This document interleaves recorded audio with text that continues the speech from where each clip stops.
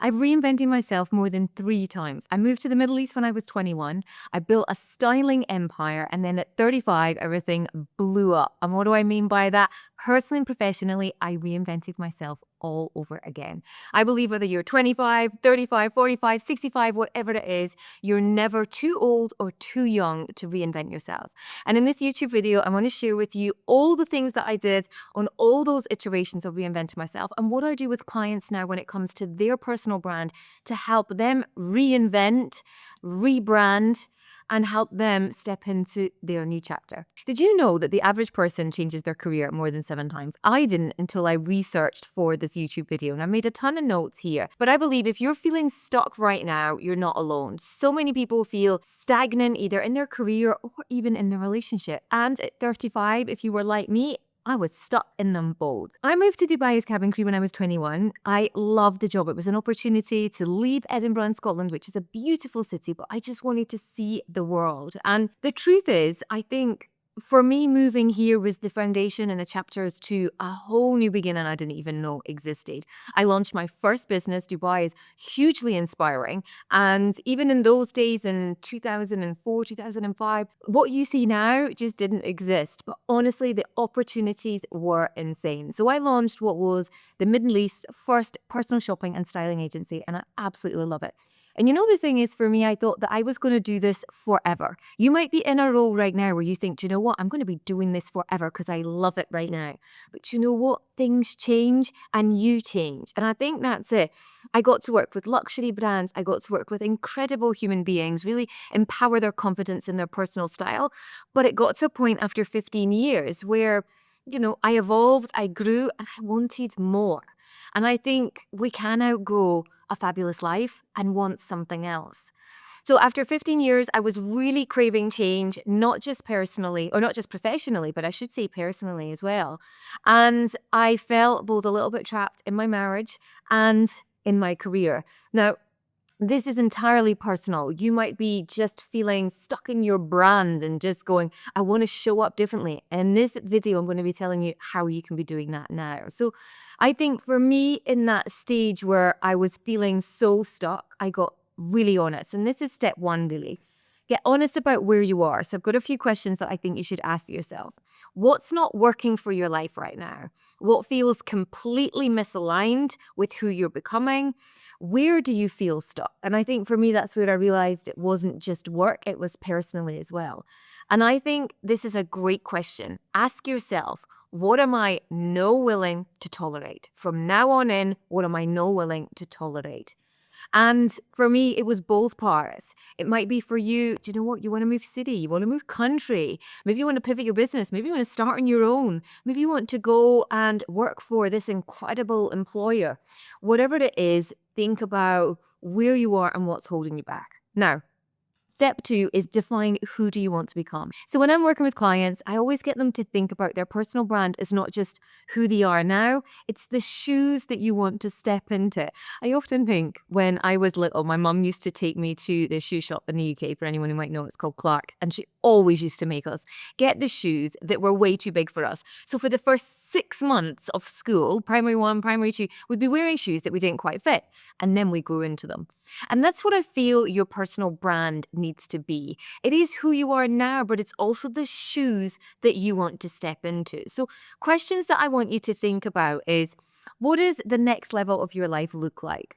What values and your personal brand values, if you don't know your values, then you might want to get a hold of our personal brand values deck and go through that.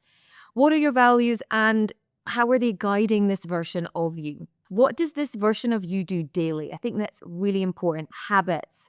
What do they need to be? A huge part for me when I was going through my transition personally was feeling good about myself. And that can be so tough when your environment and everything's changing. But keeping things like maybe your gym routine or finding a gym routine or just going out for walks in the morning or maybe it's in the evening. But those habits for me were crucial. What does this version of you want to wear? Now, I did this again recently. It wasn't a massive rebrand, but as I now approach 45, I'm like, what does that version of Kelly want to wear? How does she show up? This is something that you can do again and again. It doesn't need to be a massive life rebrand. I think it's always great to keep uh, reevaluating where you are and what it is that you're doing right now.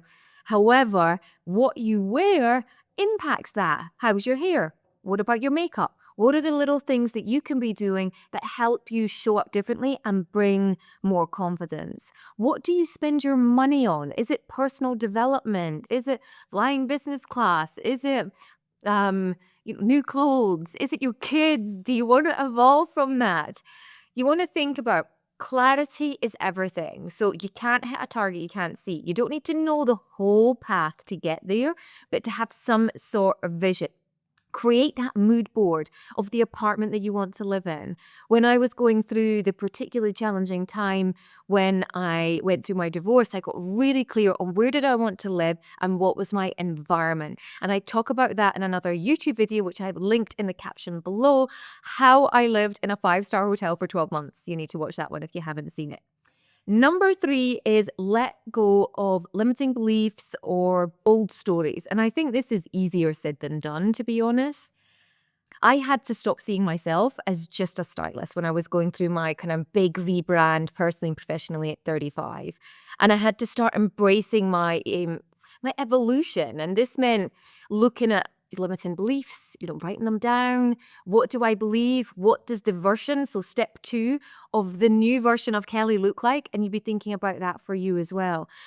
Challenge those limiting beliefs. Why are you thinking that? Do you have evidence for that? Because quite often we have these thoughts and stories we tell ourselves, but we have no evidence for them as well.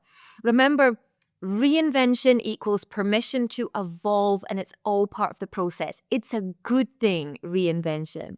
People told me I was crazy to walk away from a really successful styling business. I had worked with all the best top brands, in my opinion. Where to next? And I believed that I was then playing small and being comfortable is not going to help you get to the next level. Number 4 is learn and reskill. So I actually took an inventory of my entire skill life bank, if you call it that. How could I add more value to people's lives? I'd been working on my own personal brand for 15 years. Styling was part of my personal brand, but I'd spent so much in personal development. I had so many things and extra value that I could offer that I wasn't sharing with anyone. So that life inventory really helped. I hired a coach. I worked with experts. You might want to read more books. You might want to dive into podcasts. For me, I believe that you can't know all the answers. And if you want to get there quicker, which I'm a little bit impatient, I do, I always work with experts and they help propel me to the next level. Even if I don't know the path to get there, I can see a bit of the vision.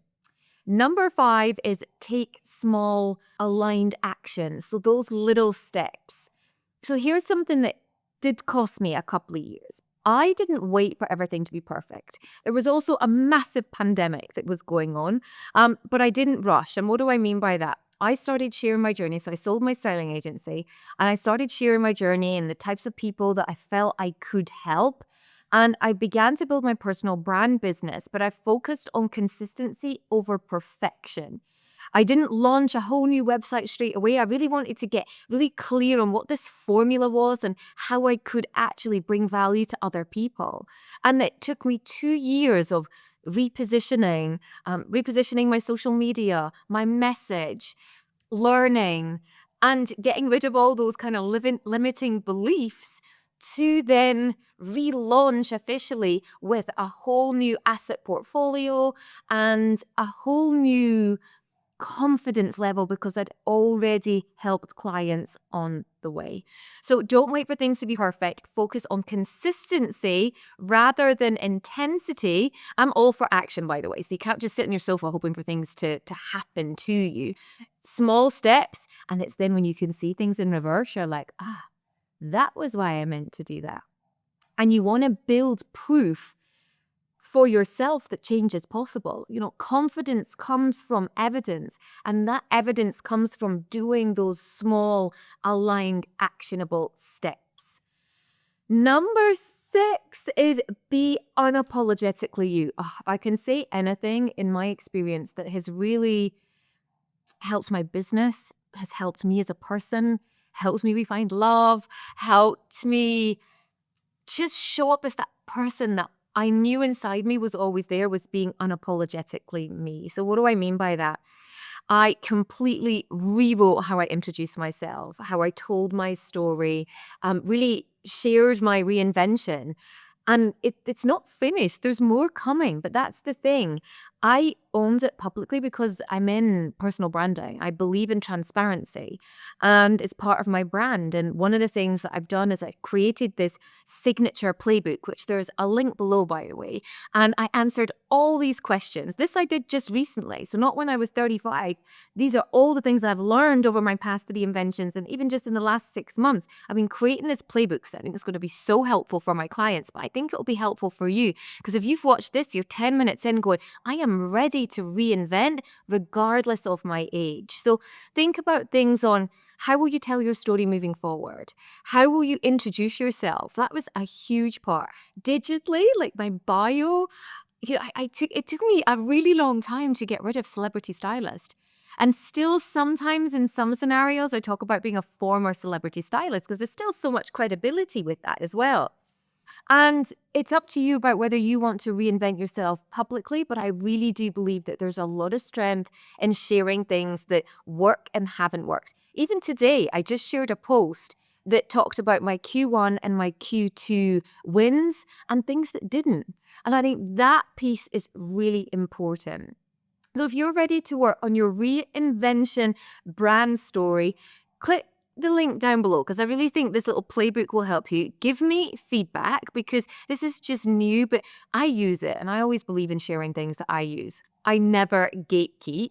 And it's something that I've shared just recently with my clients.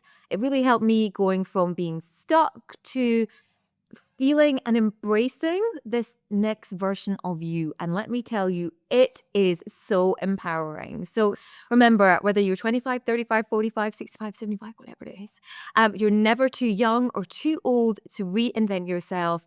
I am honestly living proof that you can completely transform your life and honestly build it something better than you ever imagined.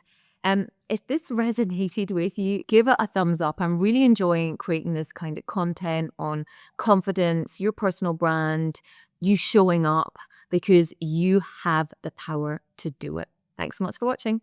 Bye for now.